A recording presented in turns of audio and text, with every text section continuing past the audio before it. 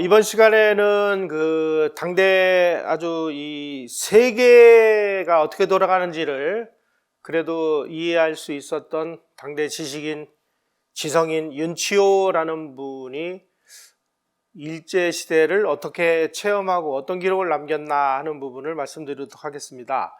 윤치호 씨는 일기를 평생 영어로 썼습니다. 영어 일기 중에서 역사적으로 좀 중요한 부분들을 뽑아서 이 단행본으로 발간이 됐는데 그 제목이 물 수 없다면 짓지도 마라라는 책입니다. 우리가 일제시대를 이해하려면은 이런 책들을 한번 반드시 좀 읽어보셔야 되는데, 제가 어떤 방송에서 윤치호 선생이 이야기한 부분들을 소개를 했더니, 야, 이 못된 놈아, 어떻게 윤치호 같은 친일파의 이 이야기를 가지고 이런 방송을 하느냐 하면서 비난하는 글을 올리셨더라고요. 맞습니다. 이 사람 나중에 친일을 했습니다. 그런데 왜 이 사람이 친일을 했는지 우리는 그런 이유를 묻지도 따지지도 않아요. 그냥 친일파면 나쁜 놈이어야 되는 거예요, 이게. 자, 오늘은 윤치호라는 사람이 어떤 사람이고 어떤 체험을 했는지를 한번 들여다보도록 하겠습니다. 요게 물 수 없다면 짓지도 마라라는 책입니다. 이분은 아주 특이하게 구한말에 일본 유학을 했습니다.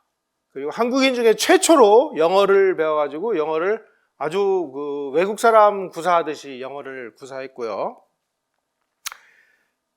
중국을 또 유학 갔다 왔습니다. 그리고 나서 미국을 가서 6년 동안 유학을 하고 나중에 또 유럽으로 가서 공부를 하고 온, 그야말로 그 시대에 이 세계가 어떤 식으로 움직이는지를 이해를 했었던 정말 손꼽을 수 있는 당대 지성인 중에 최고 지성인들입니다. 이분의 아버지는 무과에 급제를 해가지고 구한말에 이제 군인 출신인데 아주 군인 중에서도 이제 높은 계급에 올라갔는데, 이 두 부자가 이 개화사상의 세례를 받아가지고 개화의 성각자 역할을 했고요. 그리고 나서 김옥균이 이제 쿠데타를 일으키는 갑신정변 쿠데타가 있었는데, 이 두 사람은 이런 식의 쿠데타는 절대 성공할 수 없고, 그리고 이렇게 섣부른 쿠데타가 오히려 개화사상의 씨를 말릴 그런 위험성이 있기 때문에 우리는 발을 뺀다. 그래가지고 갑신정변에 초기에는 가담했습니다만 나중에 이제 발을 빼요. 그래서 간신히 살아났습니다. 만약에 이 두 부자도 갑신정변에 가담을 했다면 그 당시 갑신정변 가담자는 전부 삼족을 다 죽였기 때문에 아마 이 사람들도 죽었을 거예요. 미국에 가서 테네시주에 있는 밴더빌트 대학에서 공부를 했고, 그래서 아주 일본어, 중국어, 영어 이런 것들을 아주 무시로 행사하고, 그리고 미국에서 나온 여러 가지 이 전어를 가지고 세계 정세를 들여다볼 줄 아는 이런 사람이었습니다. 이분이 다녔던 이 밴더빌트 대학, 그 다음에 에모리 대학이라는 곳으로 가서 애틀랜타에 있습니다. 여기가 어디냐? 미국에서도 인종차별이 가장 심했던 미국 남부지역이었습니다. 지금도 인종차별이 남아있는 미국에서 1880년, 1890년 이 무렵에 동양인이 가서 거기서 공부를 할 때 얼마나 심한 인종차별을 당했을까요? 이 사람은 정말 아주 끔찍한 인종차별을 당했습니다. 자기 일기에 그렇게 써놨어요. 이렇게 세계가 어떻게 돌아가는지를 알다 보니까 이 세계 질서라는 거는 이게 약육강식의 세계구나. 힘센 자가 힘없는 자를 잡아먹는 이런 시대구나. 우리가 살려면 어떻게 해야 되냐. 제가 계속 강조하듯이 우리가 살기 위해서는 우리가 사자가 될 수밖에 없다. 이런 주장을 하셨던 분이고요. 그 다음에 그 당시에 우리가 나라가 기울어가서 대한제국 말기 무렵에 이 우리의 군대가 8,700명이라고 기록에 나와 있습니다. 러일 전쟁에서 승리한 일본군이 103만 대군이었습니다. 103만 대군과 8,700명이 전쟁을 벌였으면 어떻게 됐을까요? 그러니까 나라가 망한 거죠. 나라가 이제 망할 수밖에 없는 상황에 처해 있습니다, 지금. 그럴 때 이 윤치호라는 분이 뭐라고 얘기를 했냐면, 야, 지금 우리 앞에는 딱 두 가지 선택지밖에 없다. 하나는 같은 우리 민족이지만 정말 이 가혹한 봉건 통치, 포갑 통치를 하는 이 고종의 통치를 받을 거냐, 아니면 비록 이민족이긴 하지만 그래도 저 사람들은 근대식으로 통치를 하고 사람들이 아프면 병이라도 치료해주고 무식하지 말라고 문맹이라도 깨우쳐주는 이민족의 통치를 받을 거냐, 이 두 가지 그 길밖에 없는데 백성들아, 너는 지금 어떤 길을 갈래? 어떤 길을 가야 네 삶이 더 편안해지겠니? 라고 묻고 있어요. 정말 무서운 얘기입니다.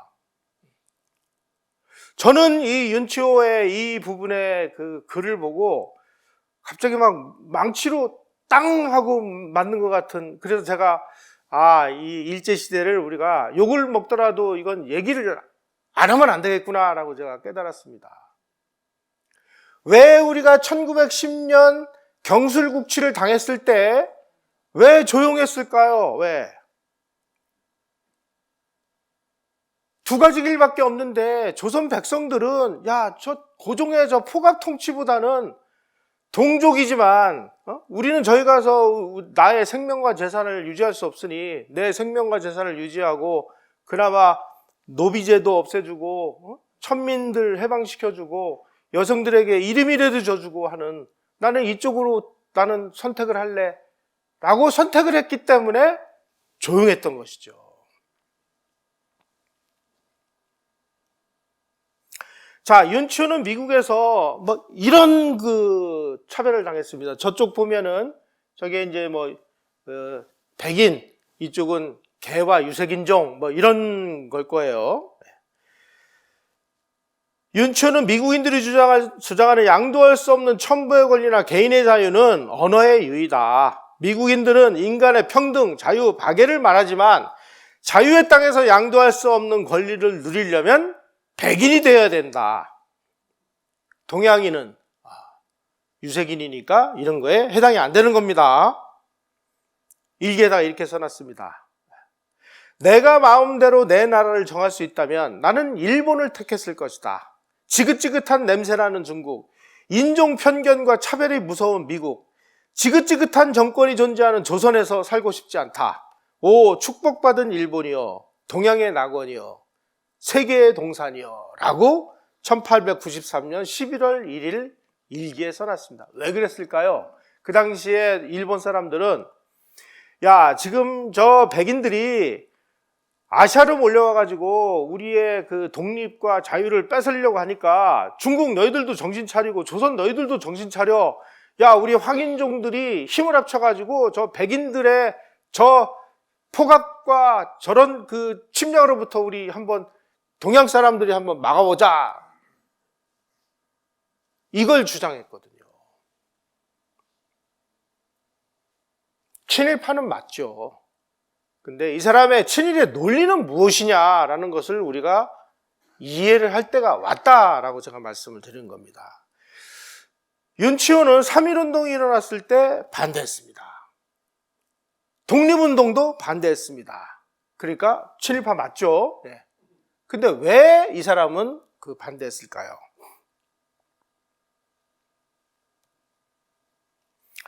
그 당시에 많은 한국인들이 야, 이게 서양 열강들이 민족 자결주의의 원칙에 의해서 조선의 독립을 위해서 파리 강화조약에 우리 조선 문제를 올려놔서 우리를 그 일본으로부터 독립시켜 줄 거야 라고 생각을 했습니다. 근데 윤치호는 세계가 어떻게 돌아가는지를 아는 사람이었기 때문에 조선인들아 꿈깨, 그런 일은 없을 거야. 응? 유럽 열강이나 미국이 조선 독립을 지지하면은 일본의 심기를 건드려 가지고 일본과 전쟁을 해서 야, 너 조선 독립시켜. 독립 안 시키면은 전쟁이야 할 텐데 유럽 열강이나 미국이 고립했다고 조선의 독립을 위해서 일본하고 전쟁을 해주냐. 정신 차려라 이 조선 사람들아. 둘째, 독립이 주어져도 우리가 독립에 의해서 이득을 볼 준비가 되어 있느냐. 1894년에 갑오개혁이 일어났습니다.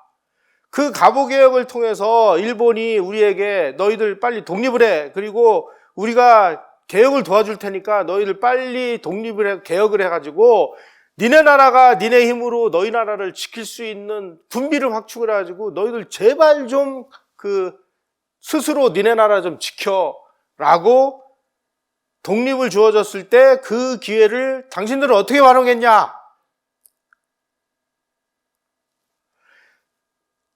학생들의 어리석은 소요는 무단 통치를 연장시킬 뿐이다. 거리를 누비며 만세를 외쳐서 독립을 얻을 수만 있다면 이 세상에 남에게 종속된 국가나 민족은 하나도 없을 것이다.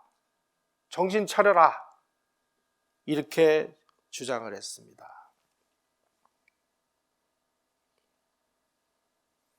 국제관계가 어떻게 작동되는지 그 원리조차 모르는 조선인들이 3.1운동이 일어났을 때 무슨 일을 벌였느냐? 혹시 윌슨 대통령이 이 한민족을 구원해주기 위해서 비행기 타고 한반도로 올 거야. 근데 이 어른이 한반도가 어디 있는지 모르니까 혹시 그냥 지나가면 어떡하느냐. 그러니까 우리가 북한산에 올라가서 봉화를 올리자. 그래가지고 북한산에 올라가서 윌슨 대통령을 위해서 봉화를 올린 사람들이 조선 사람들입니다. 여러분들 웃으시죠? 조선 총독부 경찰 자료에 나와 있는 얘기입니다. 꿈 깨라 조선 사람들아. 그런 일은 없을 거다라고 주장한 사람이 윤치호입니다. 자, 3.1운동이 왜 일어났습니까? 고종이 사망해서 일어난 거죠. 고종이 사망했는데 뭐 이게 독살당한 거 아니냐라는 소문이 퍼졌습니다. 그리고 그 당시에 특정한 세력들이 고종이 독살당했다라는 가짜 뉴스, 고종이 독살당했다라고 하는 것을 입증할 수 있는 어떠한 근거도 현재로서는 없습니다. 그래서 고종이 진짜 독살당했는지 아니면 그냥 죽었는지 아무도 모릅니다. 그런데 고종이 독살당했는데 너희들 지금 뭐 하는 거냐 하는 삐라가 일제히 뿌려졌습니다. 일본 놈들이 우리 그 황제를 독살해. 그리고 왕 벌려 나온 게 3.1운동이에요.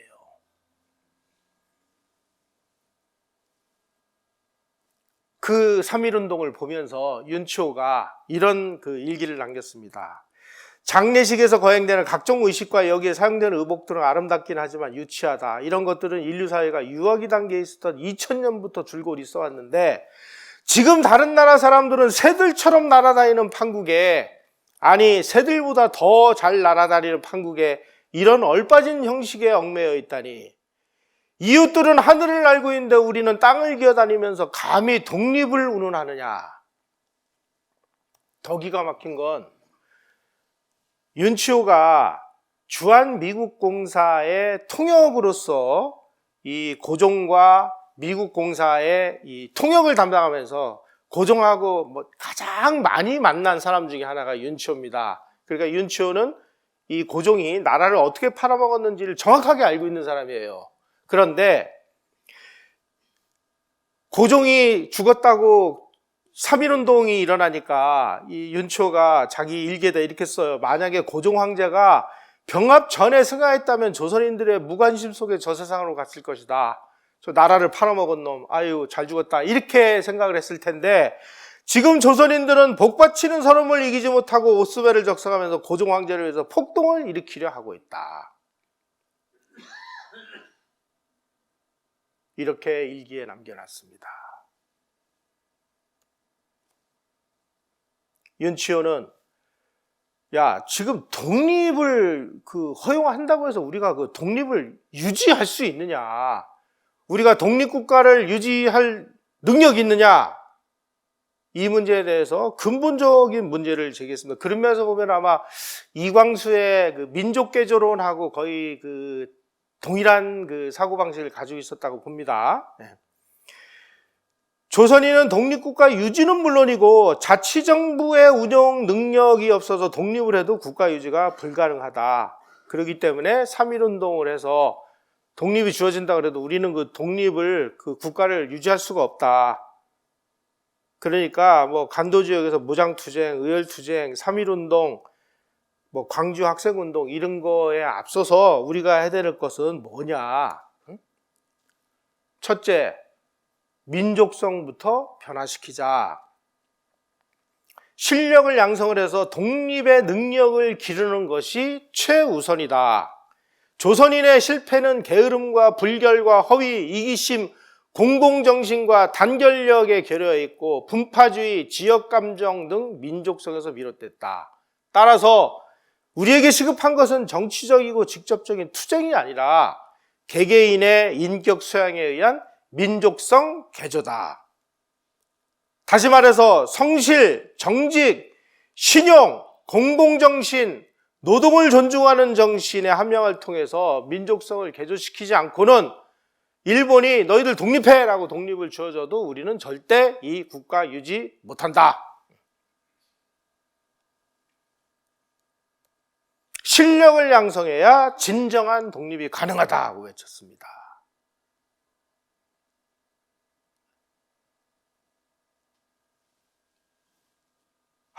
윤초가 얘기한 성실, 정직, 신용, 공공정신, 노동 존중, 이거 지금 우리 사회에서 이거 제대로 됐나요?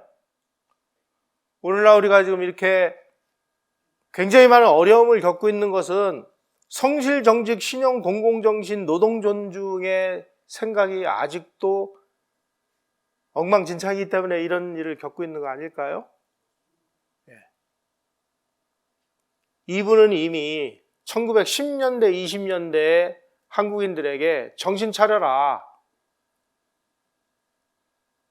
이렇게 외쳤는데 그로부터 100년이 더 지난 지금 이 어른이 얘기한 이 부분은 해결이 됐는가를 참 들여다보면 눈앞이 캄캄합니다. 아주 냉혹한 현실주의였던 윤치호는 항일 무장 독립운동에 대해서 아주 대단히 비판적이었습니다. 이렇게 그 일기에다 썼습니다. 영국 통치자가 지난 200년 동안 인도의 평화와 번영을 위해 한 일이 인도인 통치자가 자기네 평화와 번영을 위해 한 일보다 더 많았다는 것을 부인할 사람이 있느냐?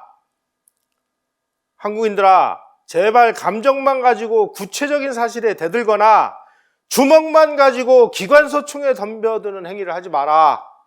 그런 행위는 세상 사람들의 비웃음을 살 수밖에 없다. 도대체 이 조선인들은 왜 그렇게 충동적이냐? 조선인들은 10%의 이성과 90%의 감정을 가지고 살아간다. 이 얘기 좀 틀린 얘기 한 겁니까, 지금? 좀 모골이 소멸합니다, 저 이런. 조선 사람들아, 지금 너희들 지금 독립할 준비 되어 있느냐? 내가 볼 때는 아직 멀었다.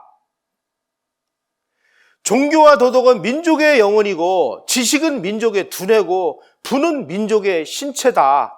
정치적 지위란 민족의 의복에 불과할 뿐이다. 한 민족이 도덕적으로 건전하고 지적으로 수준 높으며 경제적으로 자립을 이룰 수 있으면 정치적 지위가 어떻든 우리는 백성들은 편안하게 살 수 있는 거다. 반대로 정치적인 독립만 이루어진다면 그게 무슨 도움이 되느냐 우리에게. 이 어른이 1920년 5월 17일 일기에 이렇게 써놓으셨어요. 자, 좋다. 지금 당장 우리가 그 폭동과 반란을 일으켜서 야, 일본이 야, 이제 우리 통치 못하겠어. 니네 이제 독립하든지 말든지 니네 맘대로 해 하고 독립을 허용한다면 우리가 이런 일들을 해결해야 되는데 우리가 이런 일들을 해결할 수 있는지 조선 사람들은 답을 해라. 첫째, 융단 위에 앉아있는 곤충처럼 편안하게 전국 방방곡곡에 정착해 있는 일본인을 우리가 조선반도로 몰아낼 자신이 있느냐? 둘째, 일본이 조선에 설치해 놓은 모든 철도와 항로와 전신과 전화와 은행, 공장, 농장을 우리가 다 사들여야 되는데 그 사들일 돈이 있느냐? 셋째, 영토권과 그에 수반된 권리, 치해법권을 우리가 외국인들의 그 압력을 물리쳐가면서 폐기할 수 있느냐?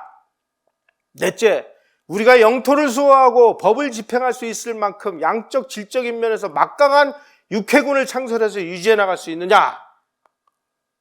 이게 돼 있다면 우리는 왜 맨날 그 주한미군이 제발 떠나가지 말라고 왜 이러죠 지금? 다섯째, 해를 거듭할수록 늘어가는 일본 이주민을 막고 우유와 돈이 넘쳐나는 땅을 소유할 수 있느냐? 여섯째, 친일파, 친미파, 헤아릴 수 없이 많은 파벌로 분열되지 않고 공공의 이익을 위해 하나로 단결할 수 있을 만큼 당신들은 애국적이냐? 이렇게 묻고 있습니다. 그러면서 한편으로는 독립을 선동하는 사람들을 직설적으로 비판하고 있습니다.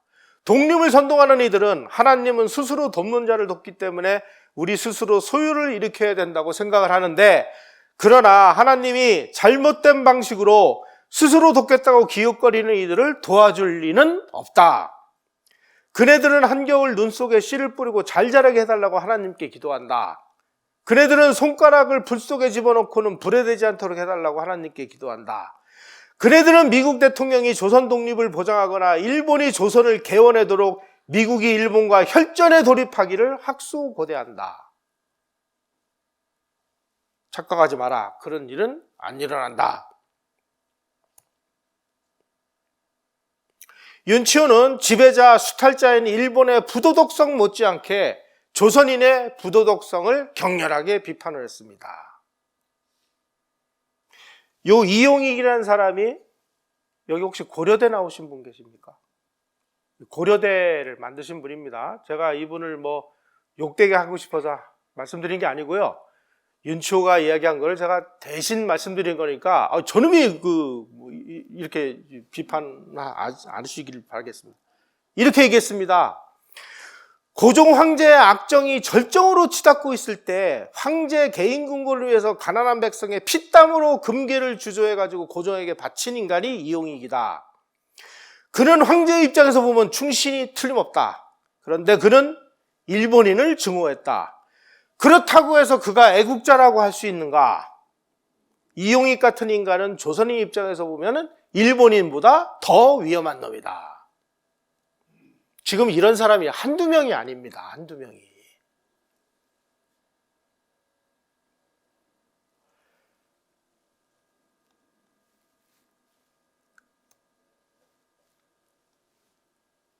만주에서 일본이 만주사변을 일으켜서 만주국을 수립을 했습니다. 만주국 수립한 다음에 윤치호가 저건 일본 군국주의자들이 치밀하게 준비한 쿠데타인데, 본인이 보기에 만주가 중국 통치하에 무정부 상태보다는 러시아 볼셰비키 치하의 야만적인 상황보다는 일본에 의한 만주 통치가 우리에게는 훨씬 유리하다. 우리가 일본이 만주를 저렇게 침략을 해서 만주국을 만들어가지고 통치하는 것에 대해서 우리가 비난할 필요 없다. 왜 그랬을까요? 일본이 만주라는 보물창고를 차지하면 경제적인 위기에서 벗어난다. 따라서 조선에다가 정치적으로 경제적으로 관대한 정책을 펼칠 것이다. 그리고 만주에서 많은 사람들이 필요할 테니까 조선인 고학력자들의 고용이 확대될 것이기 때문에 우리는 거기에 묻어가지고 우리도 뭔가 살 길을 찾아야 된다. 나중에 일본이 만주국을 만들면서 원래 계획으로는 일본인 500만 명을 이주시키려고 계획을 세웠습니다. 그런데 그 당시에 이제 국제연맹이나 이런 데서 일본의 만주국 침략을 아주 격렬하게 비난하고 그러다 보니까 만주국을 수립을 하긴 했습니다만 조선처럼 일본에 그냥 소위 말하는 합방을 시켜버린 게 아니라 독립국으로 만들었어요. 그리고 이제 전 세계 15개 나라가 만주국을 독립국으로 승인을 했습니다. 그러다 보니까 일본의 공무원들이 만주국으로 가려면 골치 아픈 일이 벌어진 거예요. 일단 일본에서 공무원 퇴직 신청을 하고 만주국으로 가서 다시 공무원 임용 절차를 밟아야 되는 이런 문제가 발생했습니다. 그러니까 일본 사람들이 내가 거기를 왜 가? 안 갔어요. 그래서 원래 500만 명 이주 계획으로 시작을 하고 계획을 세워놨는데 통계에 의하면 49만 명만 이주를 했습니다. 나머지 모자란 거는 어떻게 했느냐?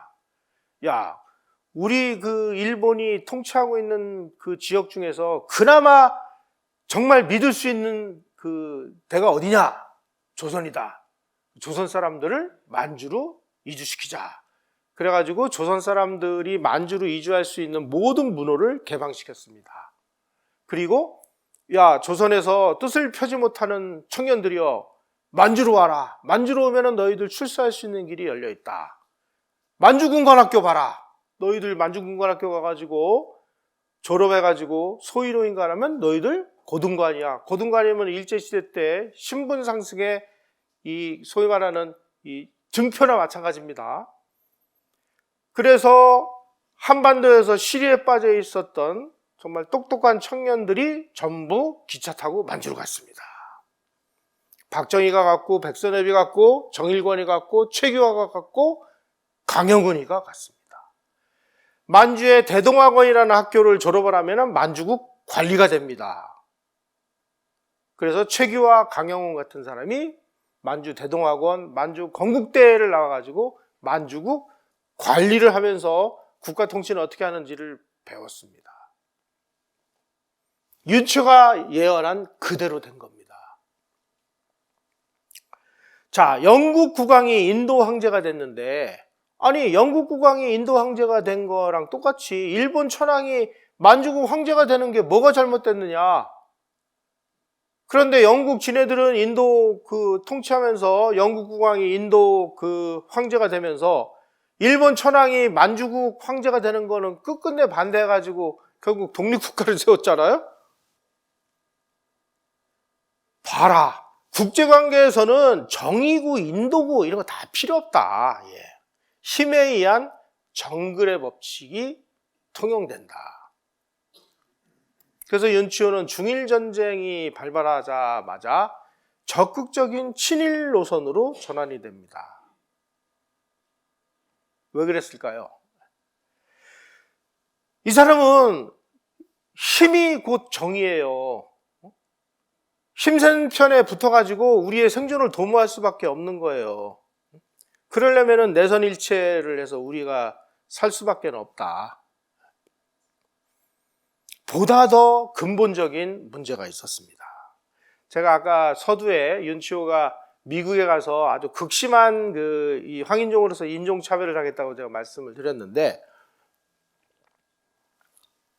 윤치호는 중일전쟁, 태평양전쟁을 뭐라고 바라봤느냐? 바로 일본이라는 황인종 대표와 영국과 미국이라는 백인종 대표 간의 인종전쟁으로 봤습니다. 저 백인들은 황인종들의 인권과 이런 것들은 보장을 안 해준다. 그럼 어떻게 되느냐? 같은 황인종인 일본을 도와서 일본이 이 백인종들을 이겨서 우리가 여기서 이 생존을 모색할 수밖에 없다. 그러려면 어떻게 되느냐? 우리가 일본을 도울 수밖에 없다. 이게 윤치호의 친일 논리입니다. 윤치호는 중국, 미국 유학 시절에 직접 목격한 백인들의 황인종 차별을 끝까지 못 잊고 황인종으로서 우리가 살 길은 같은 황인종인 일본을 도와서 우리가 새로운 생존을 모색할 수밖에 없다라고 판단을 한 결과의 친일이라는 것이죠. 특히 윤치호는 아주 공산주의 하면은 이를 갈았습니다. 공산주의가 뭔지를 이분도 우리 이승만 대통령처럼 오래전에 깨달았기 때문이죠. 그래서 사회주의와 그 모국인 러시아에 대해서 아주 강력한 적개심을 표출했습니다. 자, 이래가지고 그 만주에서 소련과 일본이 전쟁을 벌일 텐데, 그래서 만약에 소련이 이기면 우리는 러시아의 사회주의의 그 노예 생활을 할 수밖에 없다. 그럴 바에야 조선이 일본과 러시아 중에 하나를 선택할 수밖에 없다면 나는 자본주의 시장경제를 하는 일본을 선택할 수밖에 없다. 그래서 나는 일본을 지지한다. 그래서 이 사람은 친일파가 된 겁니다.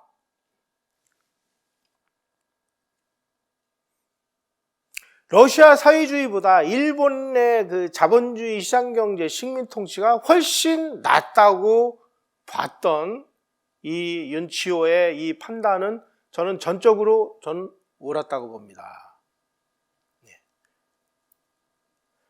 중일전쟁에 발발한 후에도 조선인이 내선인체의 길을 거부하면 대안은 사회주의밖에 없는데, 사회주의는 결코 조선이 나아갈 길이 아니고 사회주의를 배격하고 박멸하는 것이 조선인의 행복이다. 따라서 그렇다면 우리가 선택할 수 있는 선택지가 뭐냐? 일본이 전쟁에서 이기도록 지지하는 것 외에는 무슨 방법이 있느냐? 이렇게 얘기한 사람을 우리는 친일파라고 얘기를 하는데, 자, 지금 윤치호 같은 사람을 친일파로 몰아대는 이 좌익 세력의 뿌리는 무엇이라고 보십니까, 여러분들은? 그 사람들은 웃기는 소리 하지 마. 친일파, 이 일본 놈들, 나쁜 놈들이니까 우리는 사회주의, 공산주의를 했어야 돼. 라고 주장하는 사람들이 윤치호 같은 사람들을 너는 친일파 하고 낙인을 찍은 겁니다, 이게.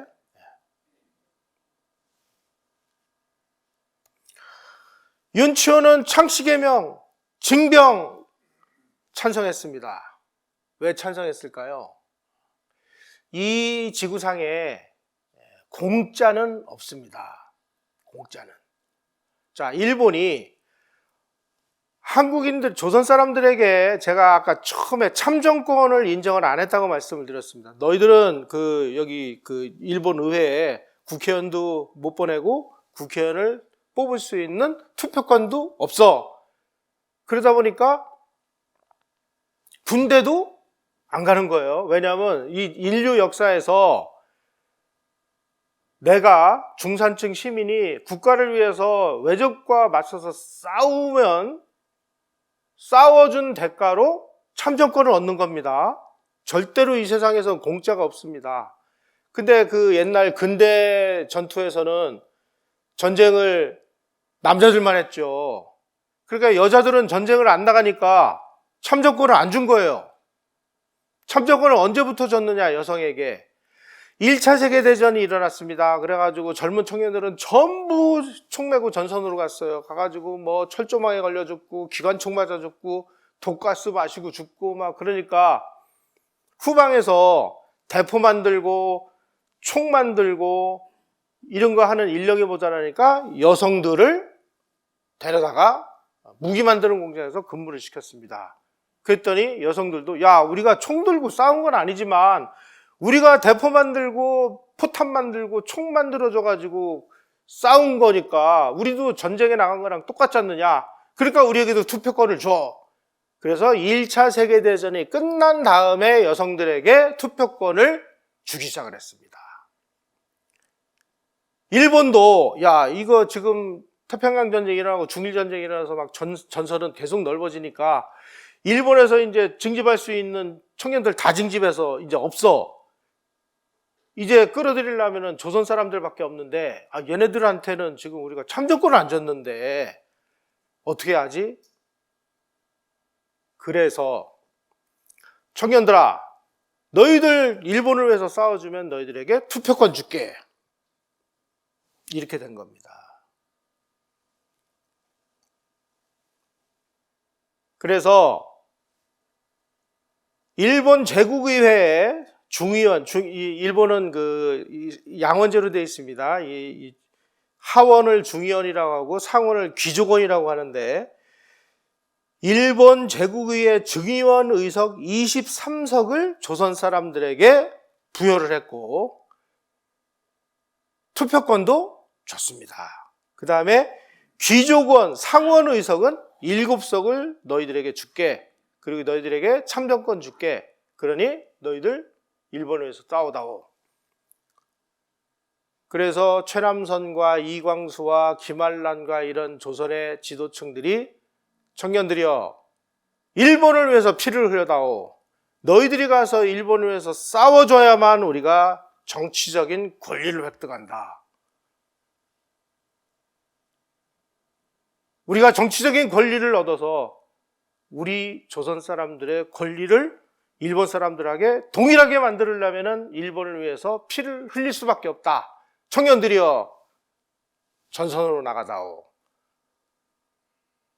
이렇게 연설을 했습니다. 그렇게 연설을 한 사람들 전원을 다 친일파로 만들었죠. 불행하게도 이 조선 사람들에게 중요한 의석 23석, 귀족원 의원 7석을 주는 이 법이 1945년 4월에 통과가 됐어요. 그래서 이 법은 다음번 선거 때부터 하기로 돼 있는데 그해 8월 15일 날 일본이 항복했잖아요. 이런 사실은 싹 지금 빼놓고 이 나쁜 놈들이 조선 청년들이 일본을 위해서 피를 흘리도록 강요를 한 놈들이다. 이 나쁜 놈들이. 그 사람들이 왜 일본을 위해서 피를 흘려달라고 그렇게 외쳤는지 이제는 이해가 가십니까? 이게 참 가슴 아픈 이야기인데요. 저는 정말 이 윤치호라는 분이 쓴 윤치호 이 일기는 원래 그 양이 방대해가지고요. 이렇게 두꺼운 책 그 9권으로 돼 있습니다. 그 중에 아주 중요한 내용만 추려가지고 물 수 없다면 짓지도 마라라고 하는 이런 책으로 나와 있으니까 혹시 관심 있는 분은 정말 가슴 아프지만 그 책을 한번 읽어보세요. 이 사람들이 왜 일본에 협력을 했는지, 그리고 왜 3.1운동을 지금 이 시점에 그 반대를 했는지, 왜 무장투쟁 이런 걸 지금 하면 안 된다고 얘기를 했는지, 그리고 독립운동한다는 사람들이 조선에 이 자객들을 보내가지고 무슨 짓을 벌였는지 우리가 정말 알아야 야 진짜 이런 일이 있었구나. 이승만 박사 이런 분들이 왜 무장 독립운동을 반대했을까? 왜 외교 독립을 해야 된다고 왜 주장했을까 하는 그 적나라한 내면이 담겨 있습니다. 지금 우리가 일제시대를 바라볼 수 있는 여러 가지 그 연구 성과들이 우리도 모르는 사이에 많은 부분들이 진척이 되어 있습니다. 제가 이제 이런 강의들을 이제 본격적으로 하게 되면 이완용이라든지 그 다음에 그 아주 친일 매국노로 이 낙인이 찍힌 그 일진회 그 이용구라든지 뭐 이런 사람들이 왜 일본에 협력했을까? 그 사람들이 일본에 협력한 그 논리는 뭘까? 이 사람들은 왜 합방을 주장했을까? 우리가 자꾸 욕만 하지 말고요. 그 사람들은 어떤 논리에 의해서 왜 이런 주장을 했을까 하는 것을 우리가 알면 이제 우리의 그 역사에 어느 누군가에 의해서 지금 어마어마한 이 왜곡과 조작과 사기극이 지금 벌어지고 있었구나 하는 사실을 우리가 어느 정도는 이해할 수 있게 됩니다. 그래서 저는 이제 일제시대를 우리가 객관적으로 바라볼 수 있는 안목을 우리 요 교회 안에 계신 이 분들하고 이 유튜브를 시청하시는 분들 뿐만이 아니고 대다수의 우리 국민들이 깨닫게 되면 뭔가 우리 역사를 그 제대로 그 정립을 하는 그런 작업이 이제 국민의 힘으로 시작되지 않을까 하는 생각을 하는데 아직은 뭐 미약합니다만은 제가 이런 이야기를 떠들을 수 있을 만큼의 연구들은 진척이 돼 있습니다. 한 가지 좀 안타깝고 뭐 이런 점은요, 그런 연구를 해놓은 사람들조차 이거를 내놓고 여기에 이런 내용이 담겨 있습니다 라고 못하고 쉬쉬하면서 깊이 다 숨겨놨다는 것이죠. 왜냐하면 그런 일이 밝혀지면은 완전히 뭐 토착외구로 찍혀가지고 학교에서 쫓겨나고 직장 잃고 퇴가망신하고, 심지어 저랑 사석에서 그런 사람들이 만나서 얘기를 하면 이렇게 얘기를 해요. 아휴, 당신은 생각 똑같잖아. 그런데 당신은 자유롭잖아. 자유롭게 뭐가 자유로워요? 저 맨날 욕만 먹고 있는데. 그런데 나는 이런 얘기를 내가 내놓고 당신처럼 막 유튜브에 나가서 떠들고 그러면 그날부로나 학교에서 잘리고 직장 잃고 토착외구로 낙인 찍히고 완전히 왕따 당하니까 당신이 나 먹여 살려줄래? 이렇게 얘기를 해요. 이게 우리의 현실입니다. 자, 오늘 제가 말씀드린 윤치호 친일파 맞다. 왜냐하면 뭐 친일 발언을 하고 친일 행동을 했으니까. 그런데 왜 했을까? 왜? 제가 항상 좀 부탁드리고 싶은 건, 왜 이런 일이 이 시기에 일어났을까? 왜라는 그 의문을 가지고 한번 이 주제를 한번 생각을 해보시고, 두 번째로는 이 일이 벌어지는 이 배경 무대를 우리나라에 국한하지 말고 세계라는 판 위에다가 딱 올려놓고, 야, 지금 우리가 지금 이 제국주의 열강이 전 세계에 그냥 힘센 나라들이 힘없는 나라를 잡아먹고 있는 이것이 정의인 시대에 이런 일이 벌어졌다. 자, 이런 상황에서 이주상에서 정말 뭐 식민 통치를 하면서도 막 자비롭고 행복하고 막 돈 갖다 주면서 너 열심히 해 하고 부추겨주는 이런 식민 통치는 없다는 거예요. 그런데 그러기를 우리는 지금 바라고 있잖아요.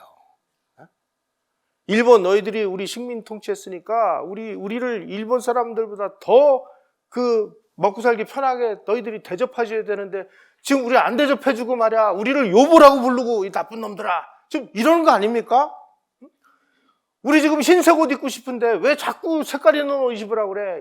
우리의 민족성을 파괴하려고 하는 이 나쁜 놈들이야. 이렇게 지금 투정 부리는 거 아니에요?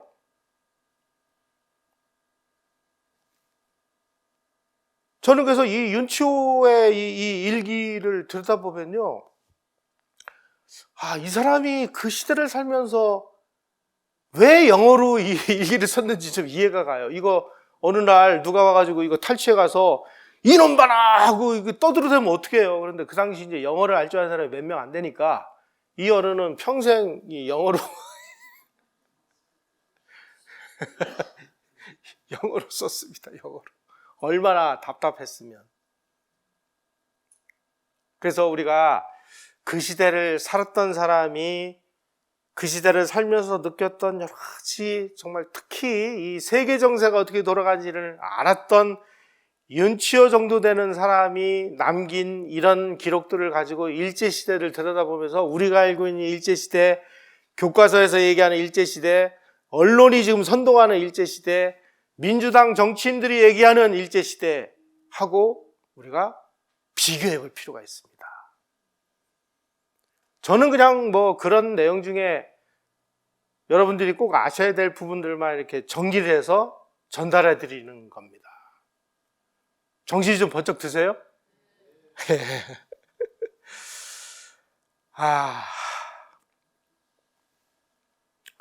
윤치호 정도의 인물이니까 이 정도 얘기를 할 수 있었던 거 아닌가 하는 생각도 좀 들고요.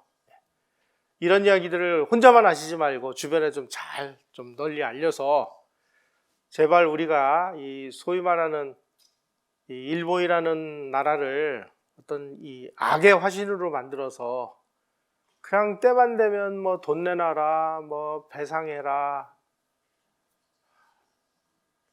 엊그제도 일본에서 이 자민당 이 주요 이 정치인들을 도와주고 있는 교수 7분이 오셔서 저희들하고 이렇게 좀 대화를 했는데요.